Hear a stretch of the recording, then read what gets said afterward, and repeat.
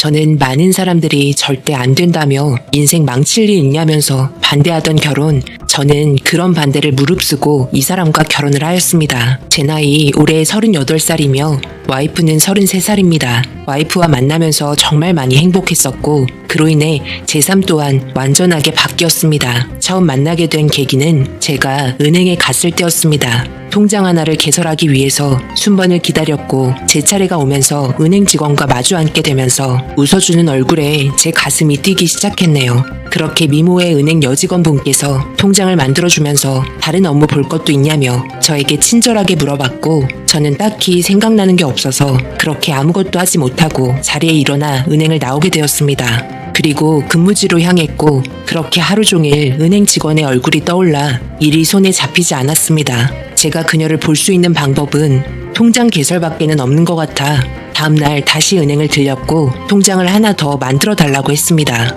저를 기억하고 계시는지 이상하게 생각하시면서 통장을 왜 또 만드냐는 질문에 저는 얼버무리며 직업상 하나의 통장이 더 필요하다며 그렇게 넘어갔습니다. 그러면서 통장을 만드는 과정에 있어 옆에서 다른 직원분께서 필요한 부분은 도와줬고 저는 그 모습을 보곤 새로 들어오게 된 은행 직원이구나 생각하며 짐작을 하고 있었죠.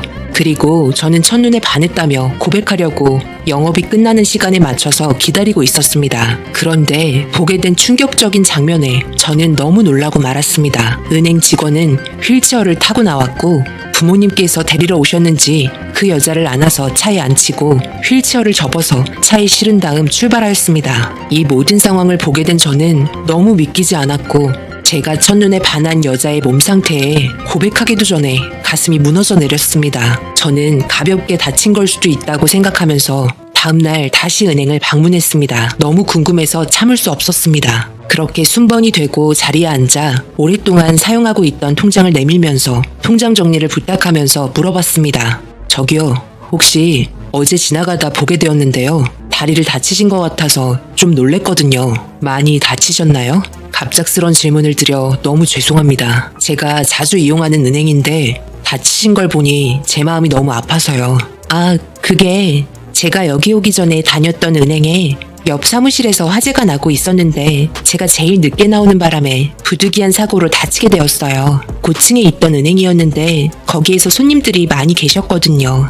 먼저 대피시키다가 천장이 붕괴되면서 이렇게 되었네요. 네? 화재 났다는 곳이 혹시 야탑에 있던 건물 말씀하시는 건가요? 어떻게 하셨어요? 그래도 꽤 컸었던 화재여서 그런지 많은 사람들이 알고 계시네요. 그래도 이렇게 살아있잖아요. 다리가 좀 불편한 것 뿐이지 몸은 멀쩡하니까 정말 다행이라고 생각해요. 여기 통장 받으세요. 다른 것도 해드릴 게 있나요? 아니요. 괜찮습니다. 감사합니다. 그렇게 저는 인사하며 은행을 나왔고 저를 보며 밝게 웃어주던 은행 직원분의 다리 다친 이유를 알곤 하늘이 무너져 내렸습니다. 다름 아닌 저의 직업은 소방관이었기 때문입니다. 그때 화재 현장이 있었고 이 여자를 구출하기 전에 노인분들 먼저 내보내면서 구출이 늦어짐과 동시에 돌이킬 수 없는 상황이 있었는데 그게 바로 이 여자 직원이었습니다. 그때의 악몽 같은 기억이 떠올랐고 제때 구출해주지 못해 평생을 휠체어에 의지하며 삶을 살아야 한다는 것 때문에 너무 큰 죄책감이 들었습니다. 이 사실을 안 후부터 일도 손에 잡히지 않았습니다. 제가 첫눈에 반했던 여인이 저로 인해 평생을 장애를 안고 살아야 한다는 게 너무 저를 힘들게 했네요. 그리고 한동안 은행은 가지 않았으며 그때의 악몽을 떠올리기 싫어 자기 전에는 술로 의지하면서 잠을 청했습니다. 그리고 다음날 직원분들과 점심을 먹으려고 식당을 찾고 있는데 뒤에서 누군가 제 옷을 잡아당기고 있는 걸 느껴 뒤를 돌아봤습니다. 다름 아닌 은행 직원분이었네요. 저는 당황하며 인사를 했고 저의 옷차림을 보면서 반갑게 인사를 받아줬습니다. 소방관이셨어요? 그래서 화재 현장을 아셨구나. 그때 현장에 계셨나봐요? 왜 말 안 하셨어요? 점심 드시러 가세요? 아니요. 저는 현장에 없었어요. 그냥 들은 것뿐이에요. 그때 저는 다른 현장에 가 있었거든요. 점심 드시러 나오셨나봐요. 여기는 턱이 많이 있으니 항상 조심하셔야 해요. 그럼 식사 맛있게 하세요. 그리곤 저는 뒤도 안 돌아보고 빠르게 직원들 있는 곳으로 향했습니다.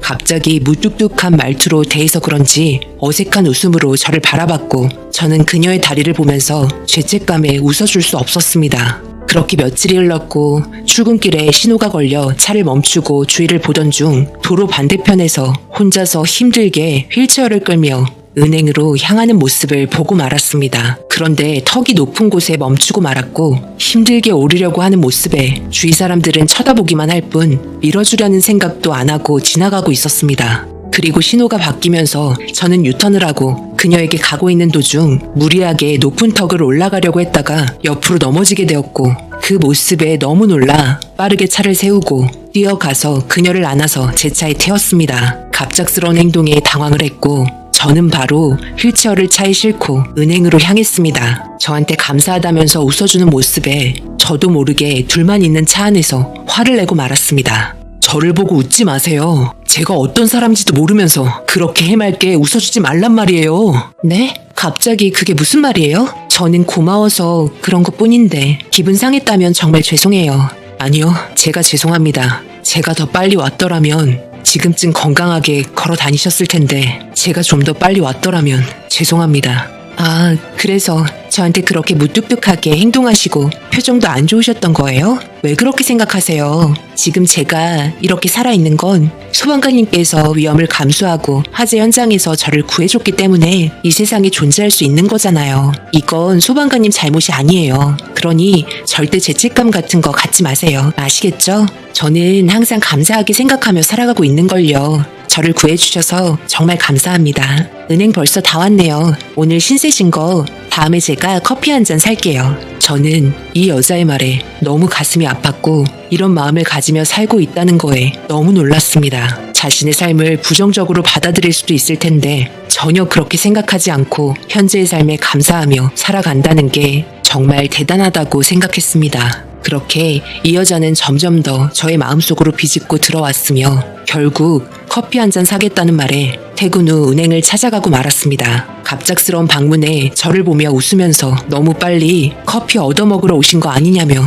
입을 가리며 저를 보곤 웃어주는데 그 모습이 너무 아름다워 보였습니다. 제 눈에는 그녀의 주위에 빛이 보였습니다. 그렇게 제가 가끔 가는 풍경 좋은 곳으로 안내했고 드라이브를 시켜주면서 같이 카페에 앉아 대화를 이어나갔습니다. 이런저런 이야기와 함께 저는 그녀에게 고백을 하게 되었고 이 순간 서로는 고요한 분위기 속에 정적이 흐르며 어색한 웃음으로 장난치지 말라는 말을 하면서 넘어가려는 이 여자에게 진심을 다해 다시 고백했습니다. 그녀의 얼굴에는 어색하게 저를 보며 웃어줬던 얼굴에서 어두운 표정으로 굳어버렸고 동정심 때문에 그러냐는 말과 함께 그만 자리에 일어나고 싶다며 돌아가자고 재촉했습니다. 이 여자의 입장에서는 당연할 수 있다고 생각했고 그렇게 저는 다시 한번 진지하게 이야기를 풀어나갔습니다. 저의 진지함 속에 마음이 전달이 되었는지 저의 고백을 받아줬고 같이 연애를 하면서 정말 많이 불편할 수도 있다며 각오하라고 했지만 저는 이런 문제는 아무것도 아니라며 웃어주며 답해 주었습니다. 그렇게 저희는 연애하면서 서로의 사랑이 훨씬 컸기 때문에 모든 걸 이겨낼 수 있었습니다.